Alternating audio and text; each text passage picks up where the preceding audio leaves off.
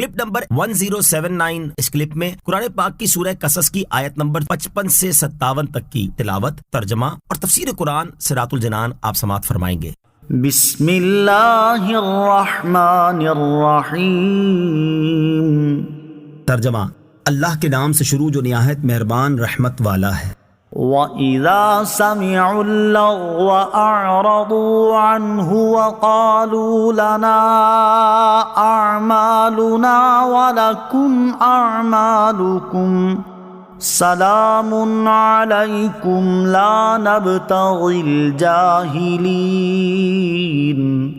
ترجمہ، اور جب بیہودہ بات سنتے ہیں اس سے منہ پھیر لیتے ہیں اور کہتے ہیں ہمارے لیے ہمارے اعمال ہیں اور تمہارے لیے تمہارے اعمال ہیں، بس تمہیں سلام، ہم جاہلوں کا ساتھ نہیں چاہتے۔ وَإِذَا سَمِعُوا اللَّغْوَ أَعْرَضُوا عَنْهُ، اور جب بیہودہ بات سنتے ہیں اس سے منہ پھیر لیتے ہیں۔ اس آیت کی ایک تفسیر یہ ہے کہ مکہ کے مشرکین اہل کتاب میں سے ایمان لانے والوں کو گالیاں دیتے اور ان سے کہتے کہ تمہارا ستیہ ناس ہو، تم نے اپنے پرانے دین کو چھوڑ دیا۔ ان کے اس طرز عمل پر ایمان لانے والے اہل کتاب ان سے منہ پھیر لیتے ہیں اور یوں کہتے ہیں ہمارے لیے ہمارے اعمال ہیں اور تمہارے لیے تمہارے اعمال ہیں، بس تمہیں دور ہی سے سلام ہے اور ہم جاہلوں کے ساتھ دوستی نہیں کرنا چاہتے۔ دوسری تفسیر یہ ہے کہ مشرک لوگ مکہ مکرمہ کے ایمانداروں کو ان کا دین ترک کرنے اور اسلام قبول کرنے پر گالیاں دیتے اور برا کہتے۔ یہ حضرات ان کی بیہودہ باتیں سن کر اعراض فرماتے اور ان سے کہتے کہ ہمارے لیے ہمارا دین ہے اور تمہارے لیے تمہارا دین ہے، ہم تمہاری بیہودہ باتوں اور گالیوں کے جواب میں گالیاں نہ دیں گے، اور ہم جاہلوں کے ساتھ میل جول نشست و برخاست نہیں چاہتے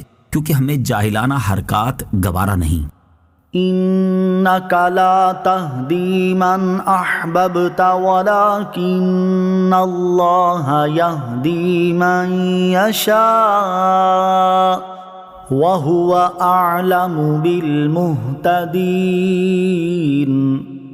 ترجمہ، بے شک ایسا نہیں ہے کہ تم جسے چاہو اسے اپنی طرف سے ہدایت دے دو، لیکن اللہ جسے چاہتا ہے ہدایت دے دیتا ہے اور وہ ہدایت والوں کو خوب جانتا ہے۔ انک لا تہدی من احببت، بے شک ایسا نہیں ہے کہ تم جسے چاہو اسے اپنی طرف سے ہدایت دے دو۔ مفسرین کا اس بات پر اجماع ہے کہ یہ آیت ابو طالب کے بارے میں نازل ہوئی۔ صحیح مسلم میں حضرت ابو ہریرہ رضی اللہ تعالیٰ عنہ سے اس آیت کا شان نزول یوں مذکور ہے کہ نبی کریم علیہ السلام نے اپنے چچا ابو طالب سے اس کی موت کے وقت فرمایا، اے چچا، لا الہ الا اللہ کہو، میں تمہارے لیے قیامت کے دن گواہ ہوں گا۔ اس نے صاف انکار کر دیا اور کہا اگر مجھے قریش کی طرف سے عیب لگائے جانے کا اندیشہ نہ ہوتا کہ موت کی سختی سے گھبرا کر مسلمان ہو گیا ہے تو میں ضرور ایمان لا کر تمہاری آنکھ ٹھنڈی کرتا۔ اس پر اللہ تعالیٰ نے یہ آیت کریمہ نازل فرمائی اور ارشاد فرمایا کہ اے حبیب علیہ السلام، آپ اپنے چچا کے ایمان نہ لانے کا غم نہ کریں، آپ اپنا تبلیغ کا فریضہ ادا کر چکے۔ ہدایت دینا اور دل میں ایمان کا نور پیدا کرنا یہ آپ کا فعل نہیں بلکہ اللہ تعالیٰ کے اختیار میں ہے،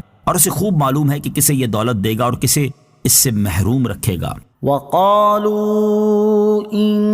نَّتَّبِعِ الْهُدَىٰ مَعَكَ نُتَخَطَّفْ مِنْ أَرْضِنَا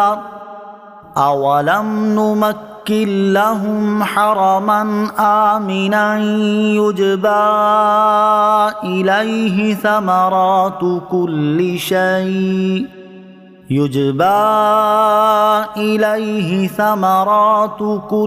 شيء رزقا من لدنا ولكن أكثرهم لا يعلمون۔